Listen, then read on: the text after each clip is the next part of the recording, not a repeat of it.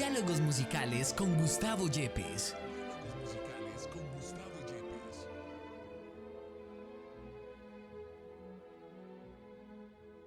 Hola a todos, bienvenidos de nuevo a Diálogos Musicales con Gustavo Yepes. Hoy les traemos un nuevo tema que sabemos que a muchos de ustedes les apasiona. Y para esto nos va a acompañar el día de hoy un gran amigo y colega, Juan Duzán, compositor de cine. Juan, ¿cómo estás?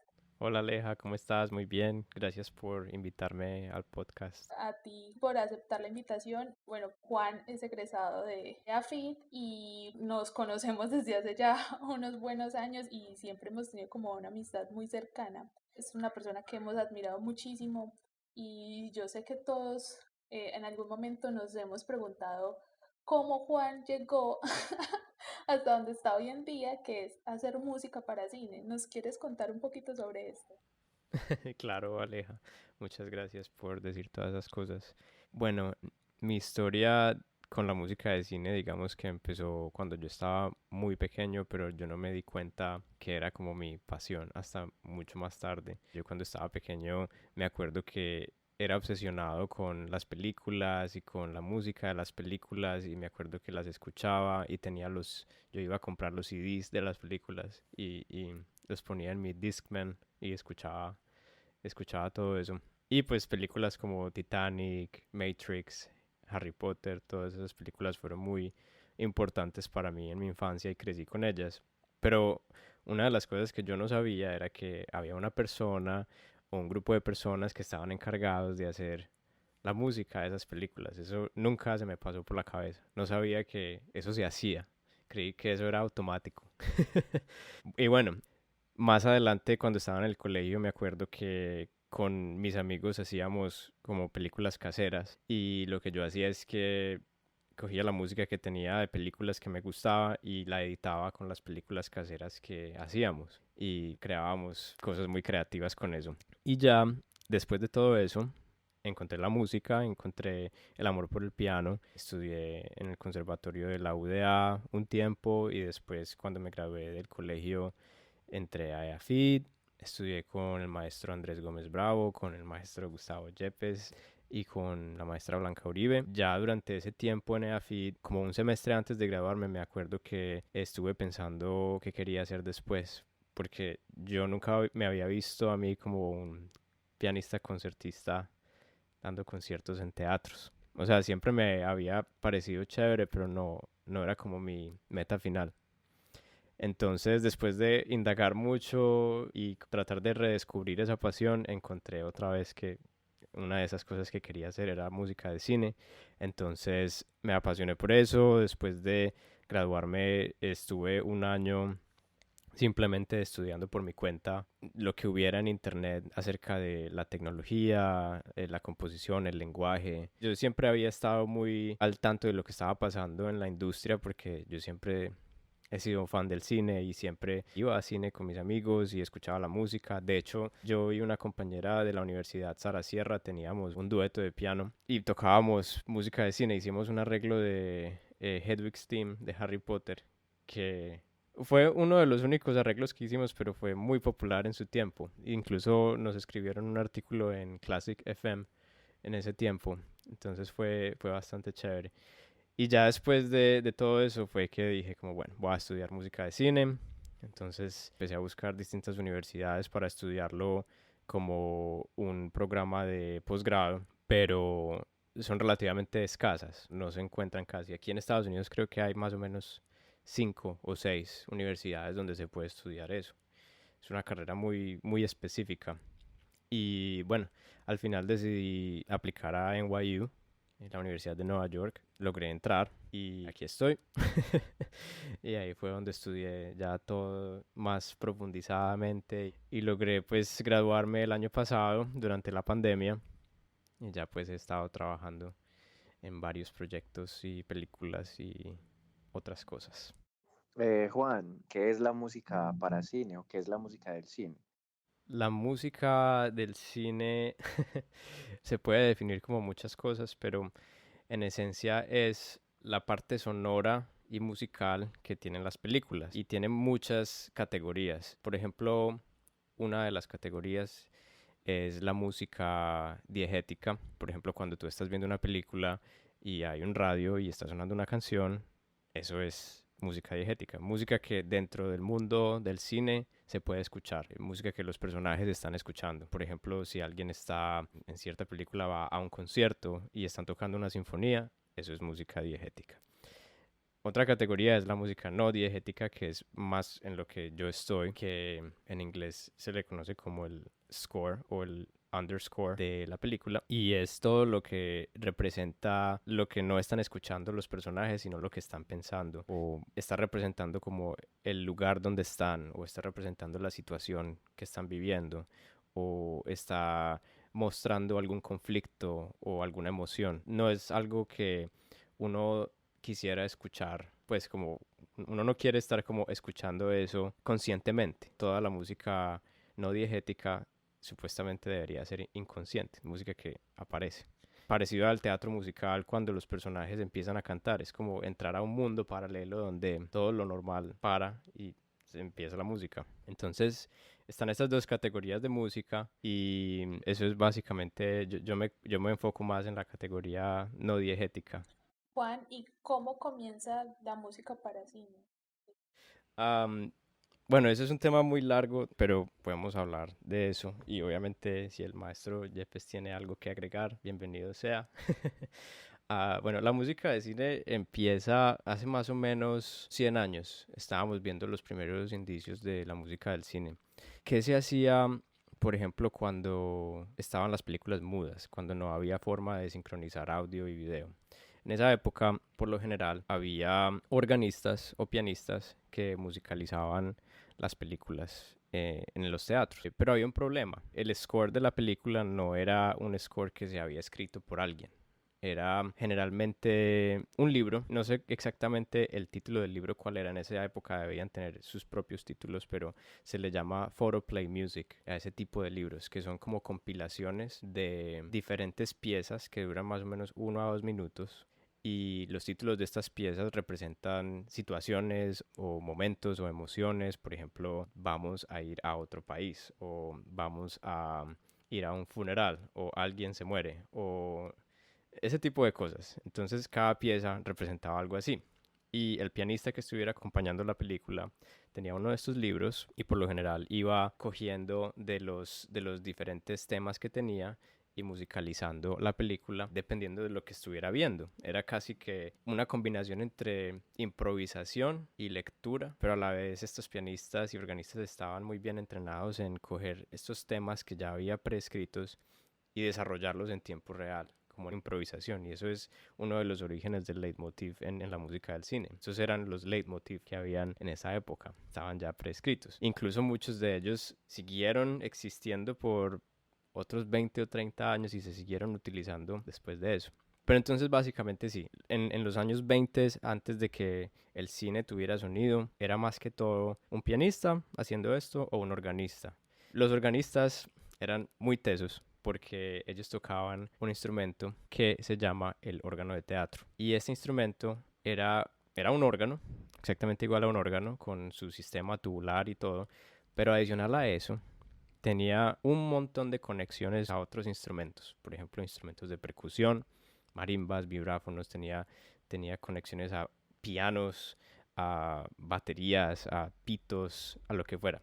Entonces, una sola persona en el órgano podía sonar como una banda entera o como distintas bandas enteras. Y muchas de estas cosas también eran improvisadas.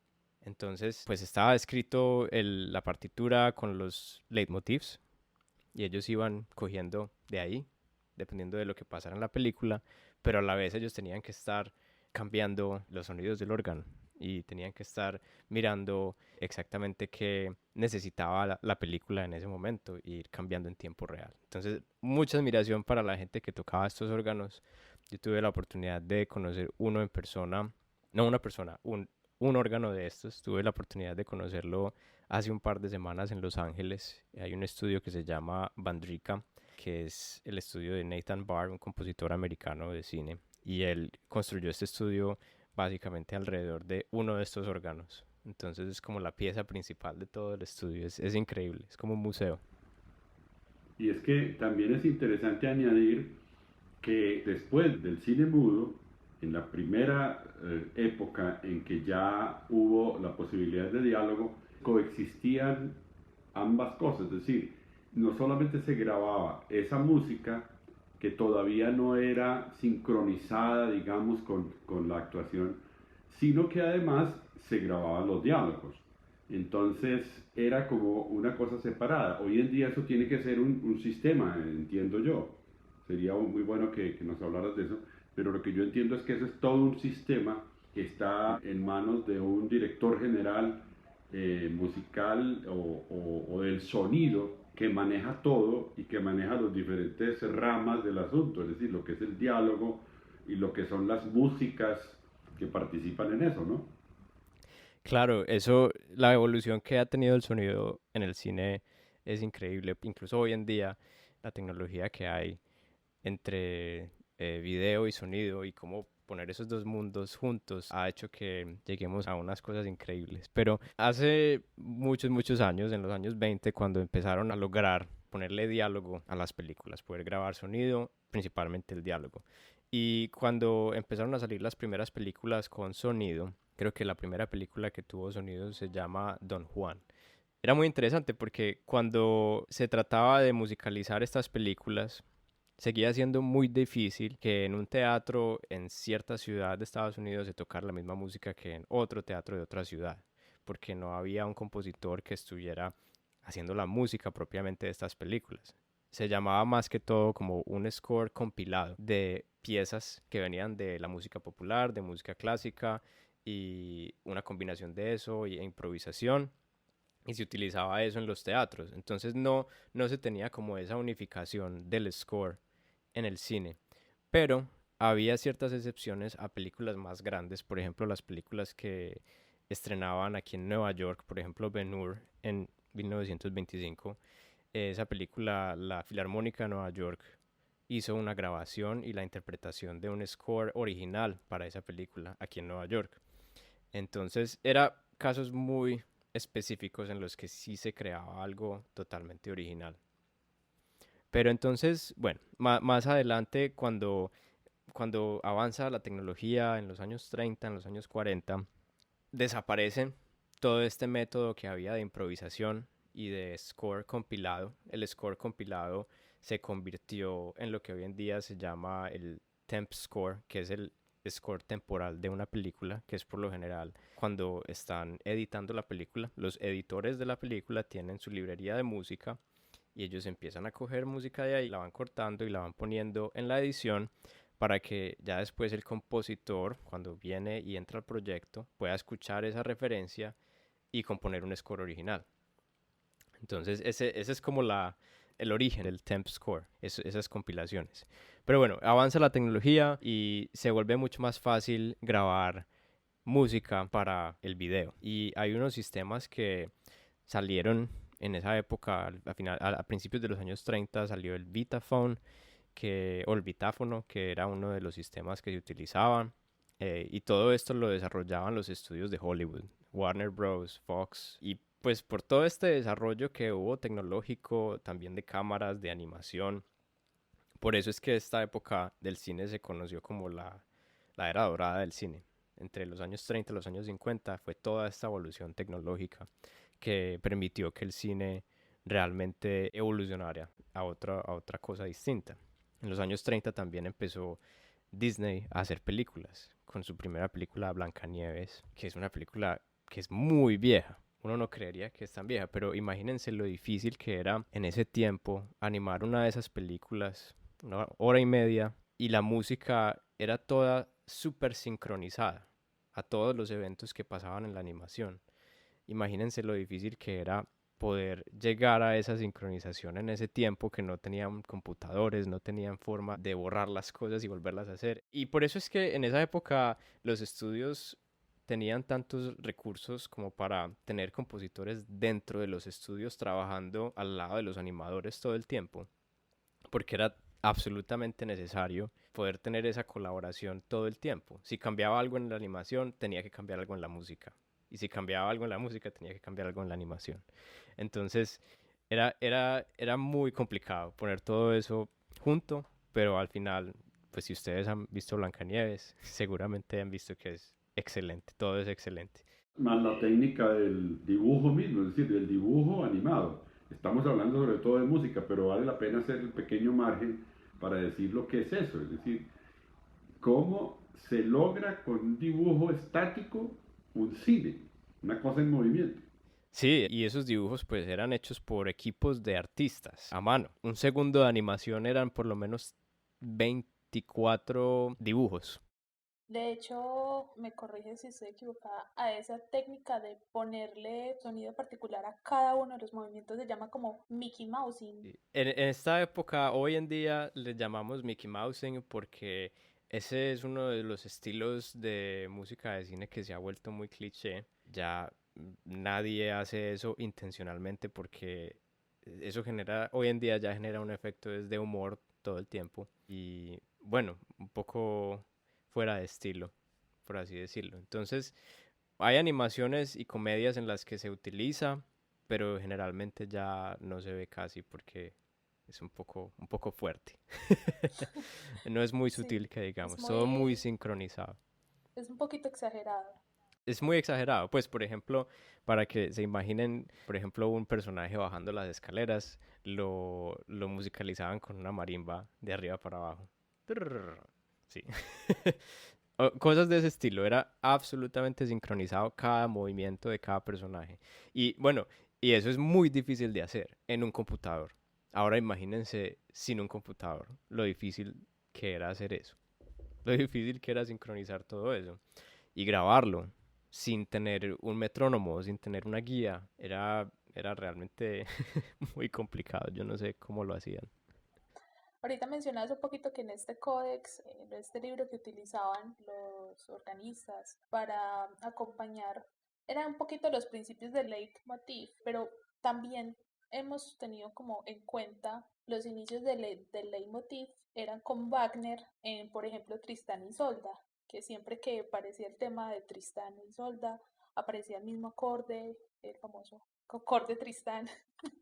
Exactamente. Wagner, sí, no se le puede quitar la... Bueno, y antes de eso también, pero ya diciendo más como del leitmotiv dentro del mundo del cine, ese fue como el origen de cómo se empezó a utilizar, porque estaban utilizando estos temas, las personas que tocaban el piano y el órgano lo utilizaban y desarrollaban esos motivos en la película. Pero sí, Wagner, increíble, totalmente increíble los avances que hubo del leitmotiv, sobre todo en la ópera. Es que también vale la pena decir que precisamente el cine es como la continuación de la ópera, pues, del siglo XIX al siglo XX. Es esa misma obra de arte total de la que hablaba Wagner, que era la ópera, en donde estaban reunidas todas las artes. El cine hace lo mismo, solamente que con la tecnología que permite luego repetir tantas veces como sea una cosa que queda perfectamente grabada desde todos los puntos de vista. Claro, incluso se decía, o no, pero ahora con el cine pues va a desaparecer la ópera. Bueno, eso no pasó, siempre la ópera sigue existiendo. Pero son dos géneros que son perfectamente, podríamos seguirlos llamando como los llamó Wagner, obras de arte totales, en donde están todas las artes reunidas. Exactamente, están todas las artes reunidas. Y bueno, la ópera, nada que hablar, es increíble. Me encanta la ópera, pero realmente me siento más yo cuando estoy componiendo música de cines. Porque me encanta la fotografía, también estudié un poco de fotografía hace muchos años en Michigan cuando estuve haciendo un semestre de intercambio y siempre ha sido una de esas pasiones que he tenido, todo lo visual. Entonces, ya que estamos hablando del leitmotiv, podemos empezar como a meternos a la parte de la música de cine de los años 50 en adelante. Hubo una tendencia a hacer música de cine solamente a punta de leitmotivs. Entonces, por ejemplo, tú tienes la película y el compositor lo que hacía es que creaba un leitmotiv para cada personaje o creaba un leitmotiv para cada ubicación de la película, por ejemplo, si estaban en distintos países o en distintas ciudades. em, y estos leitmotiv eran por lo general una melodía o una serie de acordes. Hace mucho tiempo eran más que todo melodías. La forma de los leitmotivs ha ido evolucionando y hoy en día se puede decir que tenemos leitmotivs que son simplemente dos acordes o una nota o texturas electrónicas. Entonces ya hoy en día, como la tecnología ha avanzado tanto y ya hay tantos recursos para componer música, los directores de cine, por lo menos algunos directores de cine con los que yo he trabajado, realmente no quieren melodía. No están buscando melodías, están buscando más como algo más ambiental, algo que genere cierto, eh, no sé, cierta vibra en la película. Y a veces las melodías distraen un poco. Una especie de música concreta. Exactamente. Pero obviamente esto cambia de compositor a compositor. Si nos vamos otra vez a los años 50, 60, cuando se utilizaba el leitmotiv, eso era ya la máxima expresión de usar el leitmotiv. Era cada vez que salía este personaje, cada vez que salía X personaje, había leitmotiv para el personaje. Y estaban las variaciones del leitmotiv, dependiendo de la situación y de la emoción que se tuviera. Bueno, y cuando, por ejemplo, había dos personajes que estaban enamorados, entonces daba cabida a que los dos leitmotivs de cada personaje se combinaran y se volvieran uno. Y eso pues lo vemos hoy en día en series como Game of Thrones y películas. Es la técnica por excelencia de la composición de cine, es tener esos leitmotivs por todas partes.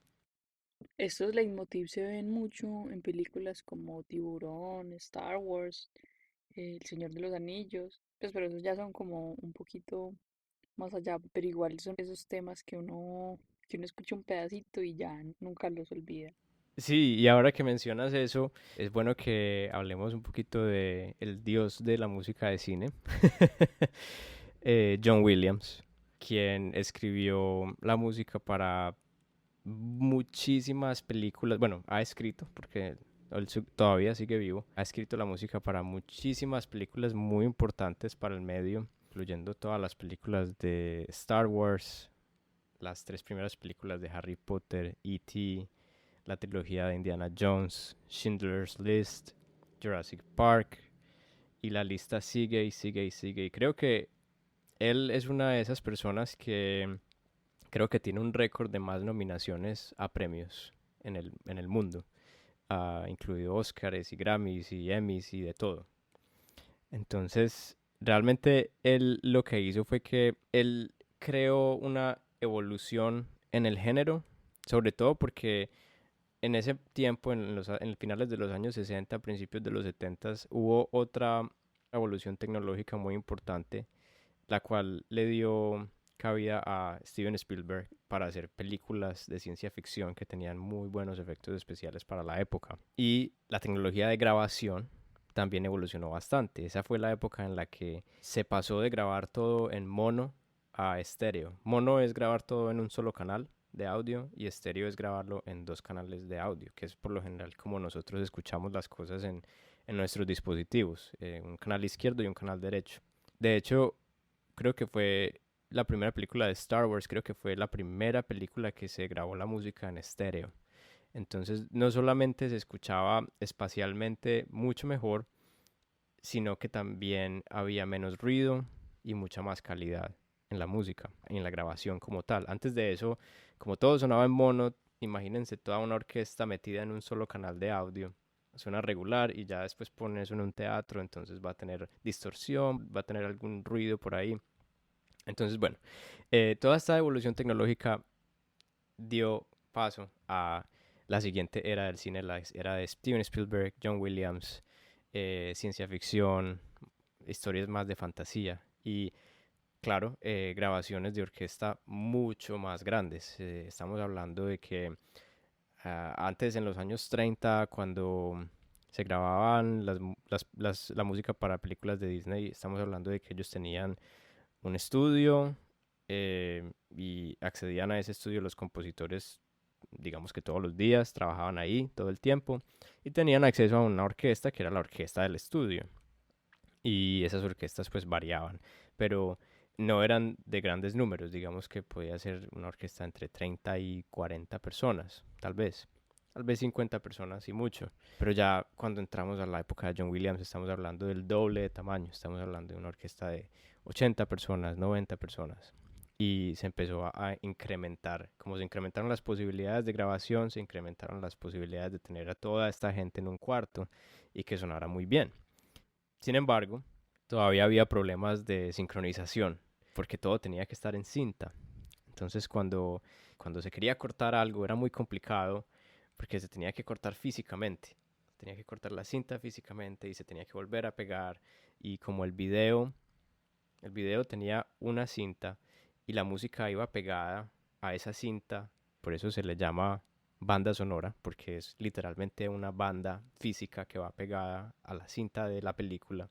Se tenían que hacer cosas muy difíciles para poder cortar eso y que funcionara.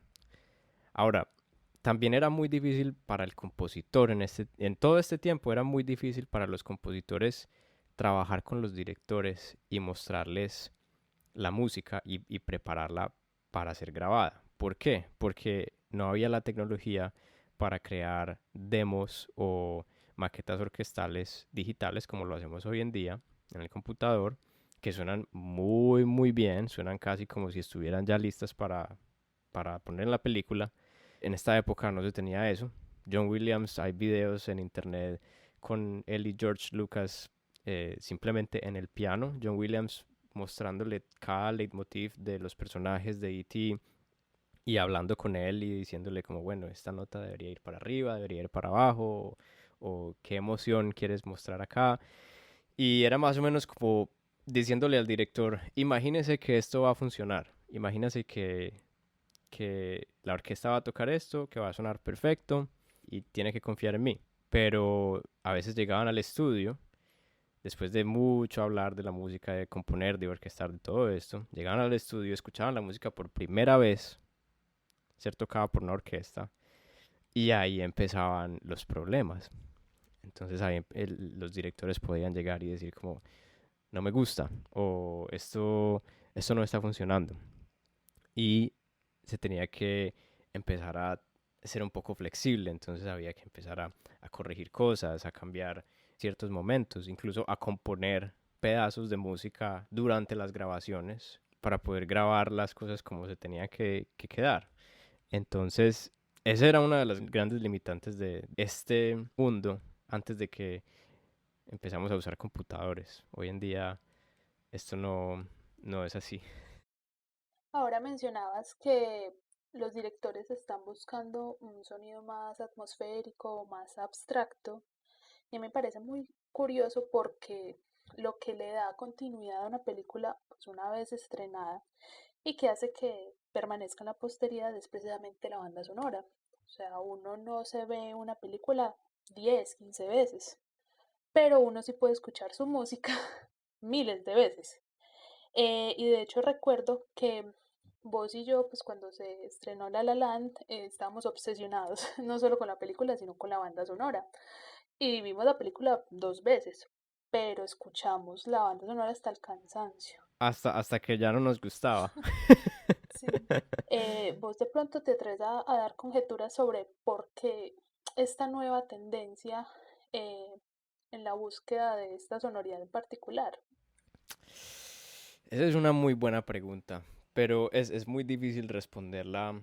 Pues yo podría dar como un estimado a lo que yo pienso que es lo que está pasando y es que básicamente hemos tenido muchas décadas en las que la música orquestal y los leitmotivs melódicos han sido prominentes y han sido lo más importante y lo único que los directores están buscando en la música. Hoy en día los directores están tratando de buscar alternativas mucho más originales, diría yo, para no solamente para sus películas y los temas que tienen en sus películas, el guión y cómo las producen, sino también para la música.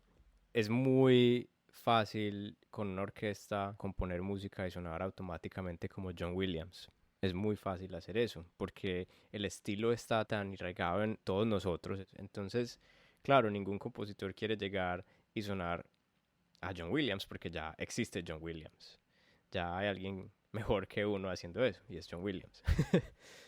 Exacto, obviamente John Williams es un caso particular y yo creo que todos los que hemos querido en algún momento llegar a hacer algo con música para cine, pues el referente más grande es John Williams, pero existen casos como por ejemplo el de Alexander Desplat, que le dejaron la tarea para creo que las últimas 3 o 2 películas de Harry Potter a él, y ya había compuesto, o sea, ya John Williams había sentado un precedente, y aún así estuvo nominado, creo que un Oscar por lo que hizo, o sea, cogió su material, cogió el material característico, los leitmotivs de Harry Potter, hizo unos nuevos e incluso pues, y le puso su propio sello y estilo, y aún así en el contexto del mundo de Harry Potter.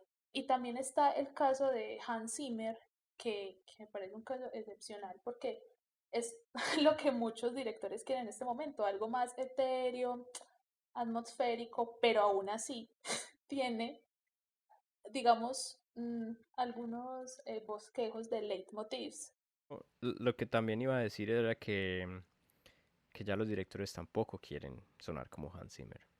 Esa época también ya se está acabando y estamos transicionando a otro momento de la música de cine mucho más distinto, que es más como más independiente, por decirlo así. Entonces, o sea, cuando vos entras al mundo de la música de cine y te imaginas que solamente vas a estar componiendo para orquestas, es probablemente lo más equivocado, porque eso es como lo más exclusivo de la industria que hay en este momento, poder grabar con una orquesta. Casi nadie puede hacer eso, solamente la gente que está en el top de la industria podrían hacer eso.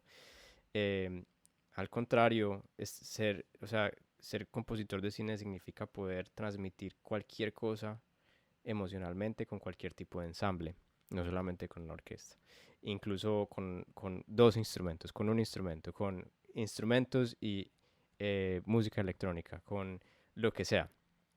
Entonces, obviamente, mucha gente como tienen a John Williams o tienen a Hans Zimmer o a John Powell, que él hizo la música de Entrenando a tu Dragón y él es otro de los grandes del leitmotiv, que suena mucho más moderno que John Williams, pero está como en el mismo nivel, yo diría. No sé, la música de cine está transicionando a otro estilo diferente. Es bastante interesante. Y pues yo no sé si ustedes han visto, pero las películas que están nominadas a los Oscar muchas veces ni siquiera tienen orquesta. Y incluso suena, suena viejo cuando uno compone así. Pues no suena moderno ya. Hay casos como el de Psicosis, por ejemplo, que ya es una película que tiene tantos años y que se grabó únicamente con cuerdas. Exacto, sí, esa película es increíble. Me encanta la música. También el caso de los nominados a los Oscars, que desde hace más o menos un año, el boom de Netflix como productora, que realmente Netflix no produce ninguna serie, ellos compran series de estudios pequeños, de productoras pequeños, entonces son compositores que apenas están empezando o que son amateur o que están trabajando en una productora pequeña y que no tienen los elementos precisamente de las posibilidades de una orquesta.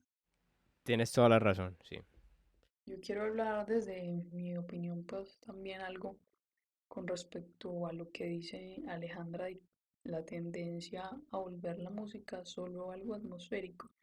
Y es que, por lo menos para mí, esta melodía que se encuentra en las películas son las que logran conectarlo a uno con la imagen. Son como ese puente entre lo que uno ve y el director quiere que uno sienta.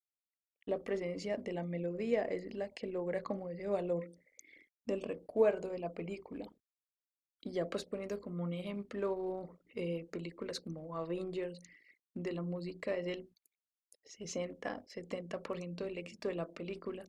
Hace mucha gente diga que no está de acuerdo. Para mí sí esa conexión se logra. Si yo logro reconocer esa melodía, la película ha sido un éxito. Totalmente de acuerdo, pero entonces también, otra vez, volviendo al tema de establecer que la persona que está componiendo para Avengers, que es Alan Silvestri, que es un compositor igual de importante que John Williams para mí, compuso Back to the Future, y Forrest Gump y muchas películas que me encantan. Él está tal vez componiendo música para uno de los estudios más grandes de cine del mundo. Y el cine no es solamente los estudios más grandes, está el cine independiente, están los estilos y los géneros más pequeños, en los que a veces no está financieramente la alternativa de pagar por una orquesta de ese tamaño, o de tener el tiempo de poder hacer un score que sea así operático como Avengers, ¿cierto?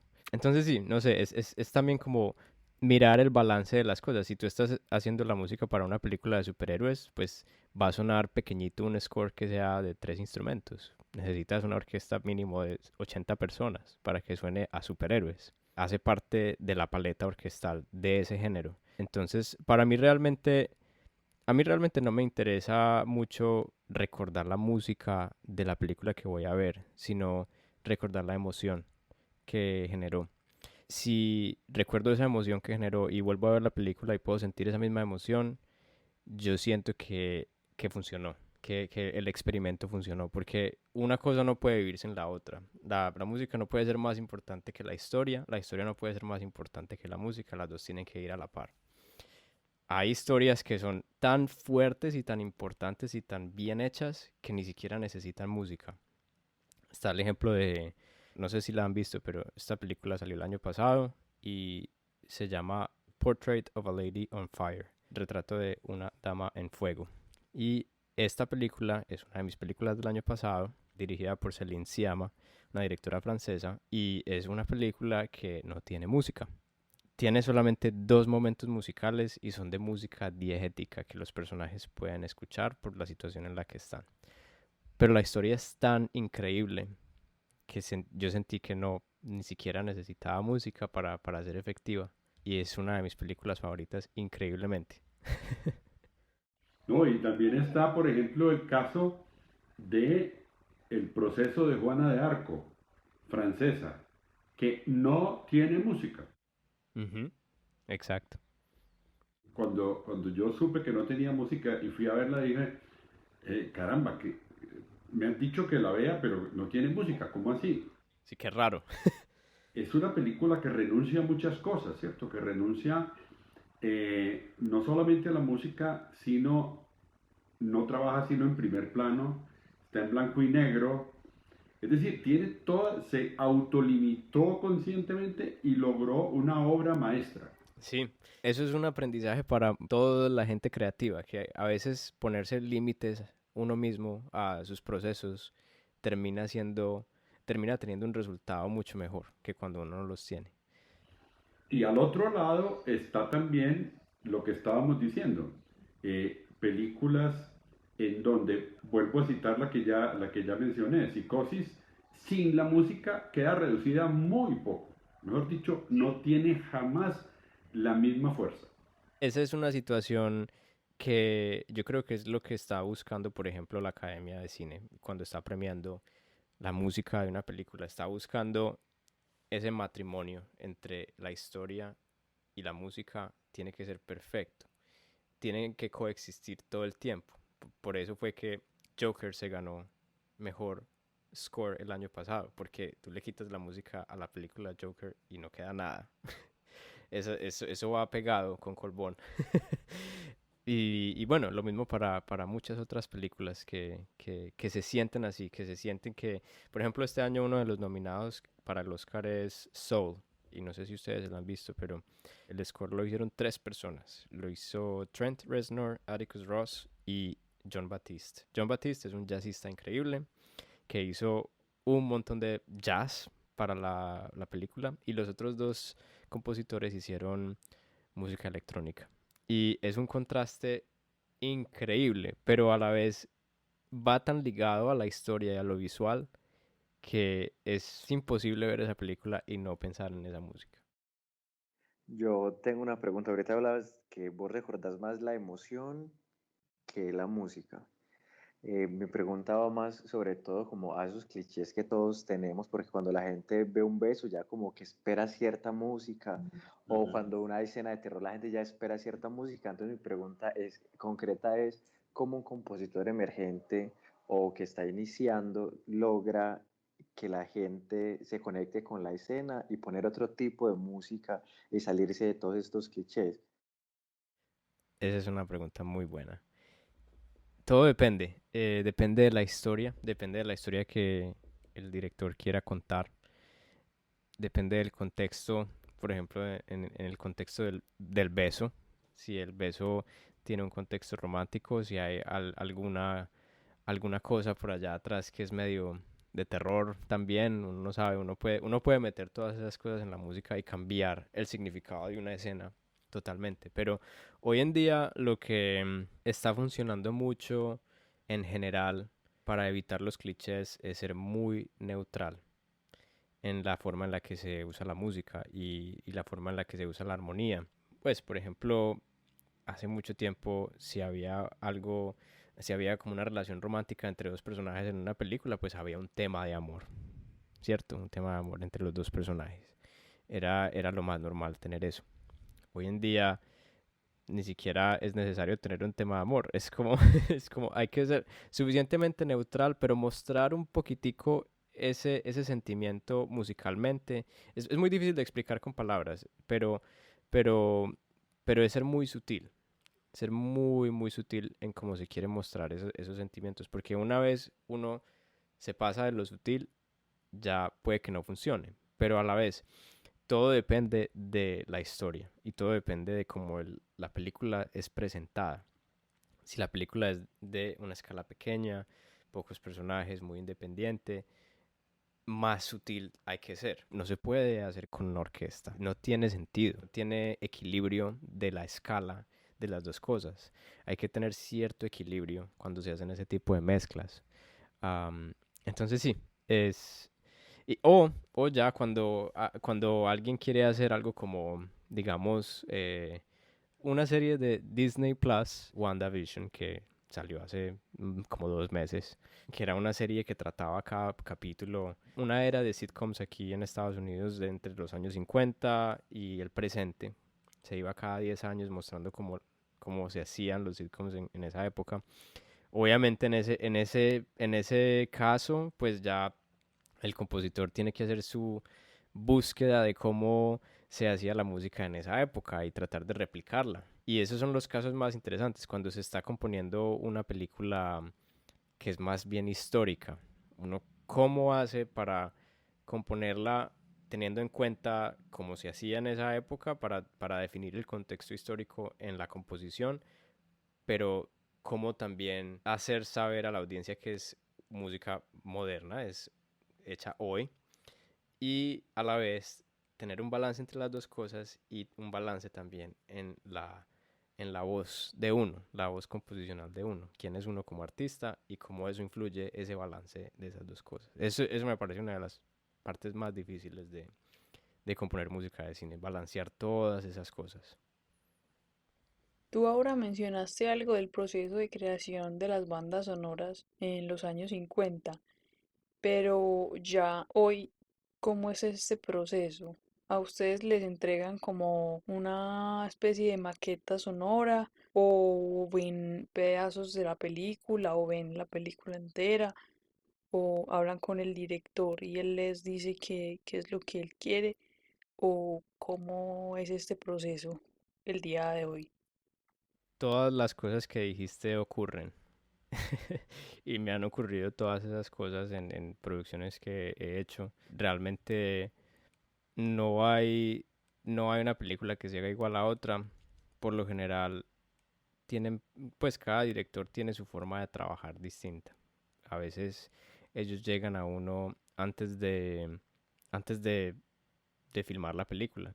Llegan con el guión terminado y lo que quieren es escuchar cómo uno interpreta ese guión musicalmente. A veces ni siquiera tienen referencias o ni siquiera tienen como un punto de inicio. Para mí es muy complicado, por ejemplo, hacerlo desde el guión, porque el guión es un documento muy técnico que realmente está informando más a la parte de producción, a la luz, a la cinematografía y todas esas cosas. No está informando nada emocional realmente. Todo es muy técnico, las cosas como ocurren y cómo se ven. Entonces, yo siento que para mí el guión no me inspira tanto como ver la película. Ya hay otros casos en los que, por ejemplo, pasa que te mandan una edición que hicieron de la película, probablemente no la versión final, sino una versión, un borrador de la película que tienen. Y tienen referencias musicales que a veces me las pasan como una playlist en Spotify o me las mandan una por una. Otras veces simplemente ellos se toman el tiempo de coger esas referencias y armarlas dentro de la edición para que interactúen con las escenas, como si ellos estuvieran haciendo su propio score, pero entonces ya uno escucha eso como compositor y eso es como la referencia, como, ok, ellos quieren más o menos esto. Y es muy importante seguir eso también, porque si ellos te están dando eso, ellos te están, básicamente te están diciendo, queremos este tempo, queremos como esta sensación, este ritmo, porque ellos están editando con eso, con esa música, con ese pulso. Entonces es importante seguir eso también. Y realmente para nosotros los músicos y los compositores, yo creo que el referente más fácil de seguir es el referente musical. Y desafortunadamente muchos directores, por no decir todos, pues no tienen ese entrenamiento musical para hablar de música. Entonces, por lo general, las conversaciones compositor-director no tienen nada que ver de música. Generalmente son conversaciones que tienen vocabulario muy general, adjetivos, descriptivos o simplemente hablar de la historia, hablar de las emociones, los sentimientos. Todo eso es lo que hace que la colaboración funcione tan bien. Porque imagínense si el director empieza a hablar de música, empieza a decir, no, aquí no quiero un acorde menor, aquí quiero un acorde disminuido con esto y esto. Entonces se vuelve como, bueno, el director está componiendo, ¿no? Am, pero bueno, entonces sí, puede ser una cantidad de cosas y ya parte del proceso, después de tener esos materiales iniciales, pues uno como compositor ya cada persona tiene sus procesos. Hay gente que le encanta escribir en papel. No mucho en esta industria que yo sepa, pero hay gente que le encanta eso. Pero por lo general no hay tiempo de hacer eso, a menos de que uno sea muy rápido. Eh, pero por lo general uno lo que empieza haciendo es desarrollando temas o leitmotivs para la película. A mí me gusta hacer algo que se llama una exploración de paleta de sonido, que es más o menos una exploración no solamente de temas y leitmotivs, sino también em, de como de sonidos en general, como qué tipo de sonido va a tener la película, algo fuera de lo ordinario, algo que no sea necesariamente acústico, algo que sea una combinación híbrida de acústico y electrónico, por ejemplo. Entonces, ese tipo de exploración se tiene antes de empezar como a componer cada parte de la película. Y ya después de que se llega como a cierto acuerdo entre el director y el compositor, entonces se pasa a la siguiente parte, que es ya empezar a escribir cada segmento musical de la película, al que se le llama cue por lo general. Y bueno, y ya el compositor pues tendrá que hacer lo mejor que pueda para desarrollar la música hasta el final. Más o menos en los finales de los años 90 apareció un compositor que se llama Hans Zimmer, que él cambió realmente cómo se hace todo en la industria y llegó en un momento muy importante de la tecnología porque llegó cuando se estaban desarrollando todo lo que son sonidos virtuales y librerías virtuales de sonido, que realmente cambiaron cómo los compositores hacen este proceso de componer para cine. Él fue uno de los pioneros de esa tecnología y una de las personas que la desarrolló mucho y que hizo que el proceso de componer para cine y la colaboración con la producción y con los directores fuera mucho más efectiva. Y no se tuviera que adivinar o, por ejemplo, confiar en el compositor sin saber cómo sonaban las cosas, como pasaba con John Williams, que era él escribía todo en papel y en el piano, se confiaba y ya después llegaba a la sesión de grabación y a lo que fuera. Obviamente, como es John Williams, siempre iba a funcionar. Pero bueno, entonces con Hans Zimmer, creo que las primeras películas que él hizo, que fue, bueno, o por lo menos la que lanzó su carrera fue El Rey León. Y él hizo esta película, creo que fue en el 97 o en el 98. Y ya a partir de eso, toda la tecnología y el estilo musical cambió bastante. Cuando entró Hans Zimmer como a la industria, se empezaron a ver elementos electrónicos en la música, se empezaron a ver que se utilizaban menos cosas acústicas, un poquito menos cosas acústicas. Se seguía utilizando la orquesta como paleta sonora fundamental, pero se combinaba con otras cosas. Se combinaba con una batería electrónica, se combinaba con un sintetizador, con un arpegiador. Entonces había este tipo de combinaciones, ¿cierto? Y lo bueno es que la tecnología permitía esas combinaciones. Pero también empezó el cine digital. Se acabó pues la parte que uno filmaba en la cámara y quedaba con cinta, sino que ya todo se volvió digital. Y eso sí que abrió puertas en la industria y desarrollos pues tecnológicos muy importantes. Entonces ya después de eso pues surgieron compañías que empezaron a crear sonidos virtuales. Ellos iban y grababan orquestas, grababan músicos y las volvían un paquete de software, y los compositores pueden utilizar esos paquetes de software en sus computadores, en su secuenciador, y crear maquetas de la música que van a presentar. Entonces, eso es más o menos como los inicios de cómo hoy en día se hace todo esto. Obviamente ha avanzado demasiado al punto de que estas librerías de sonido ya suenan casi como si no hubiera que grabar nada, como si ya todo estuviera hecho. Entonces, bueno, Hans Zimmer también estilísticamente cambió muchas cosas de la música del cine. Él empezó a hacer experimentos de instrumentación, como ya era mucho más fácil grabar. Entonces empezó a grabar las orquestas por separado. Cada sección se grababa por separado. Entonces empezaron a grabar las cuerdas en un día, los vientos en otro día, los metales otro día, la percusión por separado. Y a veces, como había más espacio en el sitio donde se estuviera grabando y menos músicos, lo que se hizo es que duplicaban los tamaños de los ensambles. Entonces, por ejemplo, si la orquesta tenía 32 cuerdas, pues la llenaban con 64 cuerdas. Si tenían una sección de 4 cornos, al final terminaban haciendo 12 cornos, 10 trombones, volvían eso un montón de instrumentos porque se podía y se puede. Eso todavía lo hacen muchos compositores. Y yo creo que pues Hans Zimmer fue una de esas personas que empezó a explorar mucho esas combinaciones, y realmente pues el tipo de películas que él terminó haciendo realmente daban espacio para que la música fuera así de grande, así de épica. Pues Gladiador, la trilogía de Dark Knight, las películas de Christopher Nolan, que siempre tienen la música más fuerte, grande, o sea, los ensambles más increíbles. Entonces fue muy importante estilísticamente todo eso que pasó.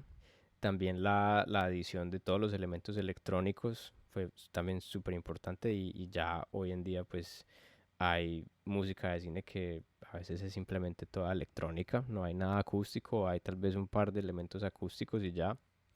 Y con él también fue que, como dijo Aleja muy al principio, es que se empezó a desaparecer un poquitico la necesidad de tener una melodía o un leitmotiv melódico, y se empezó a tener una tendencia más como a acordes o acompañamiento, o cómo ese acompañamiento podía describir cierta emoción, o por ejemplo efectos de sonido, combinaciones de ese estilo, o melodías mucho más minimalistas, melodías de 3 notas, melodías de 4 notas, cosas que no fueran muy complicadas, como al nivel de John Williams, por ejemplo, que John Williams pues se podría comparar mucho a la música de, bueno, obviamente viene la influencia de la música clásica, pero los planetas de Holst y Ravel y todos estos compositores clásicos, que pues por lo general es música muy compleja, muy, muy compleja. Se ha ido reduciendo esa complejidad a las cosas más sencillas y minimalistas hoy en día. Y ya como les dije hace un tiempito, pues la música está volviendo a evolucionar un poquitico. Ya no se quiere llegar a estos tamaños de orquestas tan increíbles. Ya suena como si fuera demasiado. Estamos volviendo a ir a ensambles pequeños, ensambles de cámara, uno o dos instrumentos solistas y cosas electrónicas. Eso es como lo que más se está viendo, por lo menos en el lado de la industria, que no es el lado netamente comercial, ¿cierto? Pues porque estudios de Hollywood, películas de superhéroes y películas de $200 millones de presupuesto, obviamente pueden utilizar orquestas y creo que deberían utilizarlas también. Pero por ejemplo, Soul es una de esas películas de Pixar, o creo que es la primera película de Pixar que no tiene orquesta. Y eso dice mucho de a dónde están yendo las cosas en cuestiones de estilo. Bueno, Juan, ha sido un enorme placer haberte tenido pues con nosotros. Bueno, a mí personalmente me alegra muchísimo ver todo lo que estás haciendo en este momento.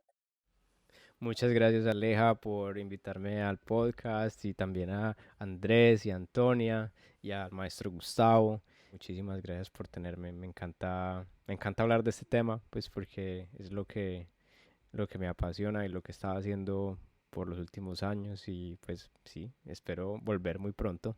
Con toda seguridad, lo más probable es que sí. Y a todos nuestros oyentes, muchísimas gracias por acompañarnos una vez más. Recordamos seguirnos en nuestro Instagram como @diálogos musicales, porque ahí estamos publicando la información sobre los próximos episodios del podcast. Y también nos puedes escuchar a través de Spotify, Apple, YouTube y iVoox. Nos estaremos oyendo en un nuevo episodio. Hasta pronto.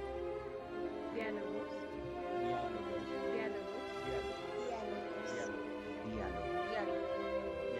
Diálogos musicales con Gustavo Yepes.